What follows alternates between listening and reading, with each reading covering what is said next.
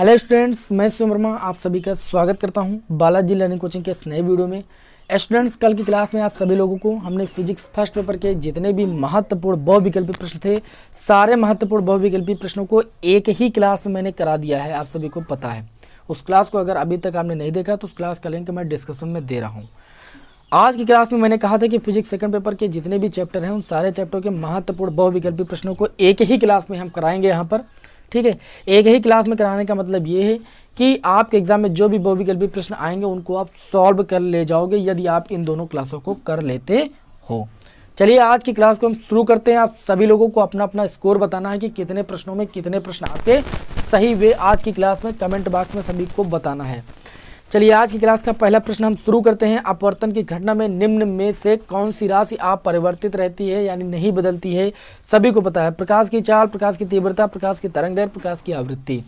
तो अपवर्तन की घटना में जो है प्रकाश की आवृत्ति जो है वो नहीं बदलती है यानी अपरिवर्तित रहती है। क्लियर हुई इतनी बात?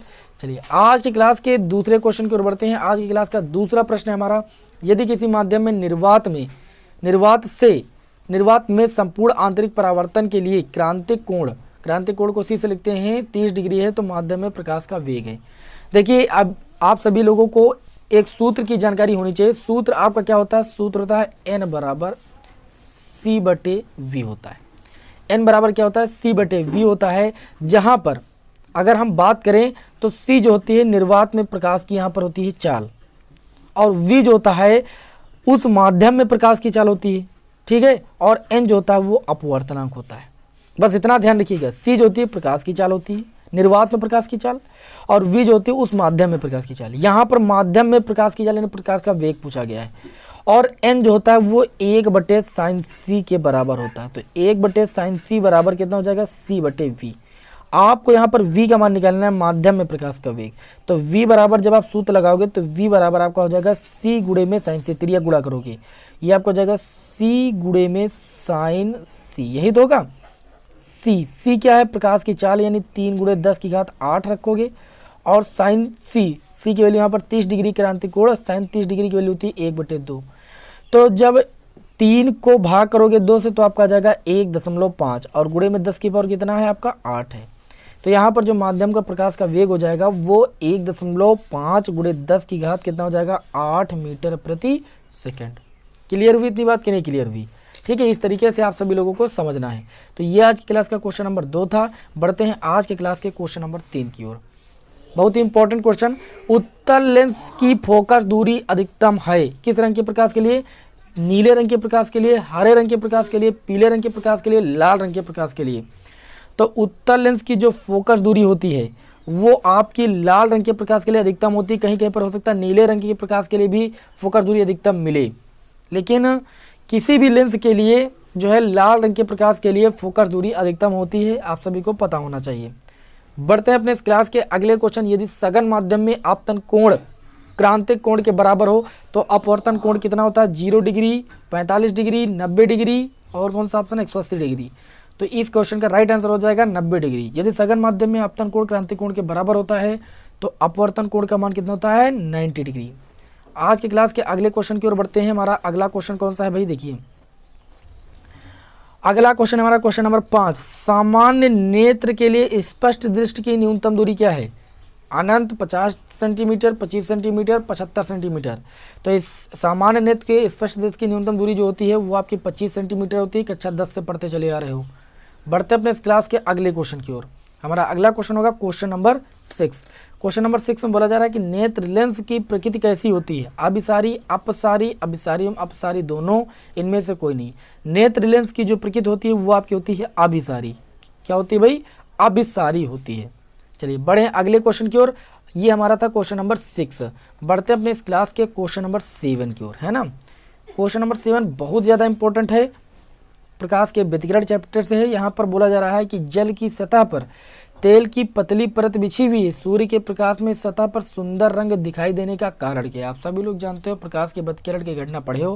प्रकाश का व्यतिकरण इस क्वेश्चन का राइट आंसर हो जाएगा। क्वेश्चन नंबर 7 था।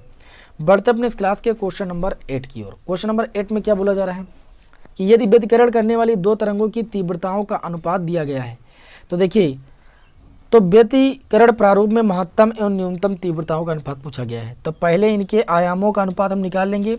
A1 अनुपात A2 बराबर होता है √I1 अनुपात I2। तो I1 अनुपात I2 दिया गया है 16:9। तो 16/9 का मान आप निकालोगे तो 4:3 आ जाएगा। कितना आ जाएगा? 4:3। ये तो इनके आयामों का अनुपात है। आपको क्या निकालना है? इनके महत्तम एवं न्यूनतम तीव्रताओं का अनुपात। तो आप सूत्र लगाओगे I मैक्स बटे में I मिनी यानी मिनिमम। ठीक है, I मैक्स का मतलब जो है महत्तम तीव्रता। इसका सूत्र होता है A1 + A2 का होल स्क्वायर और बटे में A1 - A2 का होल स्क्वायर।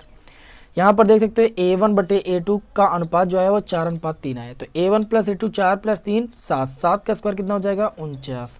और बटे में A1 - A2 4 से 3 जाएगा 1, 1 का स्क्वायर 1। यानी यहाँ पर I मैक्स बटे I मिन महत्तम और न्यूनतम तीव्रताओं का अनुपात आ जाएगा 49/1। अब यहीं पर कभी कभी क्वेश्चन घुमा देता है कि न्यूनतम एवं महत्तम तीव्रताओं का अनुपात, तो उल्टा करना रहता है। ठीक है, तो इस चीज़ का ख्याल रखिएगा। तो इस क्वेश्चन का जो राइट आंसर हो जाएगा वो कितना हो जाएगा? वो आपका हो जाएगा 49/1। ये हमारी क्लास का क्वेश्चन नंबर 8 था। बढ़ते हैं अपने इस क्लास के क्वेश्चन नंबर 9 की ओर। जब एक वर्णी प्रकाश निर्वात से किसी पारदर्शी माध्यम में प्रवेश करता है तो प्रकाश का कौन सा अभिलक्षण अपरिवर्तित रहता है? अभी आप सभी लोगों ने बताया प्रकाश की आवृत्ति। बहुत ही इंपॉर्टेंट क्वेश्चन है। यह आज की क्लास का क्वेश्चन नंबर 9 था। बढ़ते हैं अपने इस क्लास के अगले क्वेश्चन नंबर 10 की ओर। लिखा है कि दो कला संबंध होते हैं यदि वे तरंगे उत्पन्न करते हैं। कला संबंध स्रोत की परिभाषा से आप सभी लोगों ने पढ़ा है।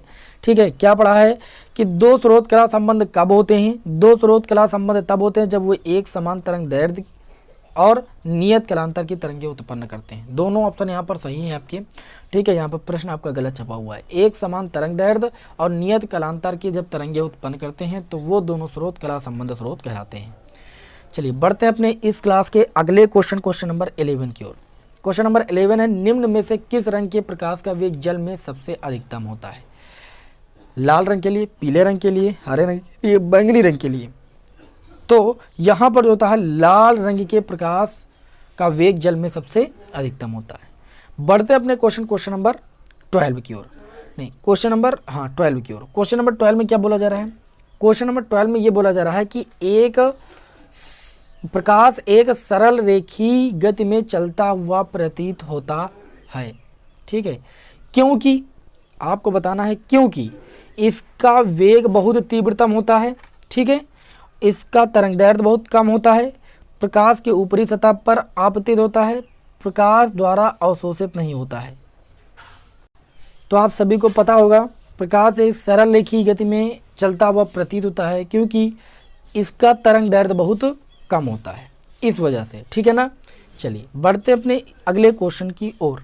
ठीक है ना, अगला क्वेश्चन हो जाएगा हमारा क्वेश्चन नंबर, ये 12 था, 13 हो जाएगा। ठीक है, हमारा अगला क्वेश्चन है क्वेश्चन नंबर 13। क्वेश्चन नंबर 13 में बोला जा रहा है कि किसी धात्विक पृष्ठ से इलेक्ट्रॉन उत्सर्जन तभी संभव है जब आपतित प्रकाश की आवृत्ति देहली आवृत्ति की आधी हो, देहली आवृत्ति की 1/3 हो, देहली आवृत्ति से कुछ कम हो, देहली आवृत्ति से अधिक हो।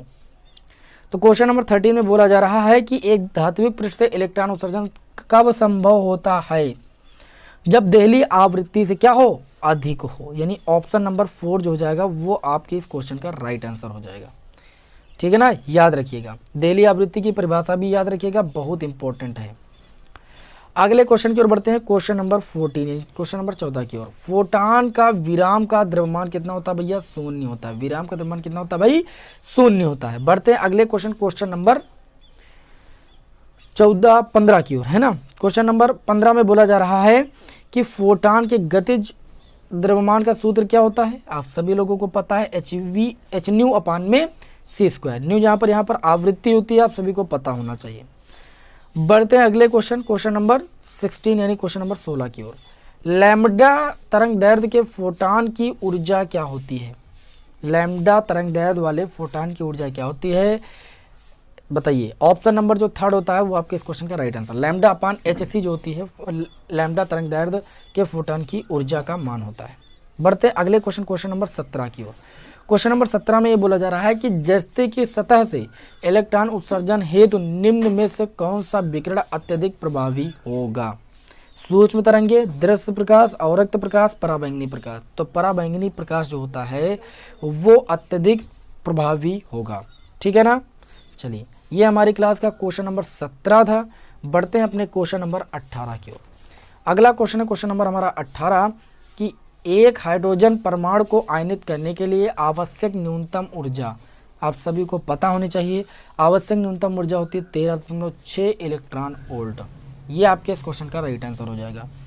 बढ़ते अगले क्वेश्चन नंबर 19 की ओर। क्वेश्चन नंबर 19 भी बहुत ही इंपॉर्टेंट क्वेश्चन है। हाइड्रोजन परमाणु की आयनन ऊर्जा का मान होता है। हाइड्रोजन परमाणु की आयनन ऊर्जा का मान भी आप सभी लोगों ने निकाला होगा, 13.6 जूल होता है। कितना होता है भाई? 13.6 जूल होता है। 2019-2020 में ये प्रश्न पूछा गया है।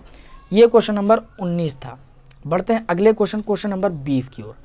अगला क्वेश्चन है क्वेश्चन नंबर 20। एक AMU के तुल्य ऊर्जा होती है। एक AMU के तुल्य ऊर्जा का मान भी आप सभी लोगों को रटा होगा अपनी जुबान पर। कितना होता है भाई? 931 मिलियन इलेक्ट्रॉन होता है। 931 मिलियन इलेक्ट्रॉन वोल्ट होता है, ठीक है ना। ये प्रश्न बहुत ही ज़्यादा इंपॉर्टेंट, आप देख सकते हो कितनी बार पूछा गया है। तो ये आज की क्लास का क्वेश्चन नंबर 20 था। बढ़ते हैं अगले क्वेश्चन नंबर 21 की ओर। क्वेश्चन नंबर 21 में बोला जा रहा है दो परमाणुओं के परमाणु क्रमांक समान परंतु परमाणु द्रव्यमान जो हैं भिन्न हैं। तो ये भाई किसकी परिभाषा है? समस्थानिक, संभारिक, समन्यूट्रॉनिक। तो सभी को पता है समस्थानिक की परिभाषा है। किसकी परिभाषा भाई? समस्थानिक की। तो ये हो गया क्वेश्चन नंबर 21 के आंसर। बढ़ते हैं क्वेश्चन नंबर 22 की ओर। क्वेश्चन नंबर 22 में बोला जा रहा है कि 84, यहाँ पर देखिए एक तत्व लिखा हुआ है, ये इसका होता है परमाणु द्रव्यमान, ये होता है प्रोटॉनों की संख्या। ठीक, आपको न्यूट्रॉनों की संख्या निकालना है। तो न्यूट्रॉनों की संख्या n बराबर आप सूत्र लगाओगे, परमाणु या भार या द्रव्यमान 218 माइनस परमाणु क्रमांक कितना है आपका, या प्रोटॉनों की संख्या कितनी है? 84 माइनस कर दोगे, आपको यहाँ पर मिल जाएगा 134, जो कि न्यूट्रॉनों की संख्या हो जाएगी। ऑप्शन नंबर 4 आपकी इस क्वेश्चन का राइट आंसर हो जाएगा। बढ़ते हैं अगले क्वेश्चन नंबर 23 की ओर। सूर्य की विकिरण ऊर्जा का स्रोत क्या है भैया? बहुत इंपॉर्टेंट क्वेश्चन। सूर्य की विकिरण ऊर्जा का स्रोत नाभिकीय विखंडन, प्रकाश विद्युत प्रभाव, साइक्लोट्रॉन, नाभिकीय संलयन। तो आपके इस क्वेश्चन का जो राइट आंसर हो जाएगा वो ऑप्शन नंबर 4 नाभिकीय संलयन हो जाएगा। ये था आपका क्वेश्चन नंबर 23 इस क्लास का। क्वेश्चन नंबर 24 देखते हैं। क्वेश्चन नंबर 24 हमारा जो है वो अर्धचालक इलेक्ट्रॉनिक पदार्थ युक्तियां एवं सरल परिपथ नामक चैप्टर से प्रश्न लिया गया है। यहाँ पर ये जो है अर्धचालक चैप्टर के सारे प्रश्न हैं। चालन एवं संयोजी बैंडों की ऊर्जाओं में अंतर चालकों की इसमें अधिकतम होता है, चालकों में न्यूनतम होता है। अर्धचालकों में चालकों के इससे कम होता है, कुछ चालकों में चालकों से कम होता है। ये क्वेश्चन नंबर 24 है हमारा, और इस क्वेश्चन का राइट आंसर हो जाएगा चालकों में क्या होता है भाई? न्यूनतम होता है। बढ़ते अगले क्वेश्चन नंबर 25 की ओर। क्वेश्चन नंबर 25 में ये बोला जा रहा है कि अर्धचालक में वैद्युत चालन होता है किसके द्वारा? कोटरों के द्वारा, इलेक्ट्रॉनों के द्वारा। कोटरों एवं इलेक्ट्रॉनों से, ना कोटरों से ना इलेक्ट्रॉनों से। इस क्वेश्चन जो है सभी रटा होगा कोटरों एवं इलेक्ट्रॉनों से। बढ़ते हम इस क्लास के अगले क्वेश्चन नंबर 26 की ओर। 0 केल्विन ताप पर शुद्ध अर्धचालक है। कल ही मैंने आपको बताया था, इस क्वेश्चन को सॉल्व भी कराया, विद्युत रोधी। ठीक है, सभी को याद भी होगा। बढ़ते हैं अपने इस क्लास के अगले क्वेश्चन नंबर 27 की ओर। क्वेश्चन नंबर 27 की एक पी टाइप अर्धचालक होता है। धनावेशित होता है, ऋणावेशित, उदासीन, धनावेशित, ऋणावेशित, कोई भी। तो पी टाइप अर्धचालक जो होता है वो धनावेशित होता है, एन टाइप आपका ऋणावेशित होता है, सभी को पता है। बढ़ते अपने इस क्लास के अगले क्वेश्चन नंबर 28 की ओर। क्वेश्चन नंबर 28 है शुद्ध सिलिकॉन के एन टाइप अर्धचालक बनाने के लिए इसमें अपद्रव्य पदार्थ कौन सा मिलाते हैं? एल्यूमिनियम मिलाते हैं, लोहा मिलाते हैं, बोरान मिलाते हैं, एंटीमनी मिलाते हैं। भैया एंटीमनी मिलाते हैं। ठीक है, तो ये इस क्वेश्चन का हो गया आंसर। बढ़ते हैं अपने अगले क्वेश्चन नंबर 29 की ओर। एन टाइप अर्धचालक में वैद्युत चालन का कारण क्या होता है? एन टाइप अर्धचालक में वैद्युत चालन का कार्य क्या होता है? एन टाइप अर्धचालक में इलेक्ट्रॉन जो होते हैं वो आवेशक का कार्य करते हैं। ठीक है, वैद्युत चालन का कारण क्या होता है? इलेक्ट्रॉन होते हैं। एन टाइप मैंने बताया ऋणावेशित। ठीक, चलिए बढ़ते हैं अपने इस क्लास के अगले क्वेश्चन नंबर 30 की ओर। क्वेश्चन नंबर 30 में बोला जा रहा है पीएन संधि डायबोर्ड के अवक्षय परत में क्या होते हैं भैया? कोटर होते हैं, इलेक्ट्रॉन होते हैं। अवक्षय परत में ना कोटर होते हैं ना इलेक्ट्रॉन होते हैं। ये आपके इस क्वेश्चन का राइट आंसर हो जाएगा, सभी को पता है भैया अवक्षय परत में कुछ नहीं होता है। बढ़ते अपने इस क्लास के अगले क्वेश्चन नंबर 31 की ओर। जब पीएन संधि पर अग्रदिशिक बायस अनुप्रयुक्त किया जाता है तब विभव रोधक बढ़ता है, बहुसंख्यक वाहक धारा को शून्य कर देता है, विभव रोधक को कम कर देता है, उपरोक्त में से कोई नहीं। तो विभव रोधक को क्या कर देता है भाई, कम कर देता है। ठीक है ना, ये आपके इस क्वेश्चन के क्या हो जाएगा, राइट आंसर हो जाएगा। ये हमारा जो है इस क्लास का क्वेश्चन नंबर 31 था। बढ़ते हैं अपने इस क्लास के अगले question, last question, question number 32 की ओर। एक अर्धचालक डिवाइस एक बैटरी तथा एक प्रतिरोध के साथ श्रेणी क्रम में संयोजित है, परिपथ में धारा प्राप्त होती है।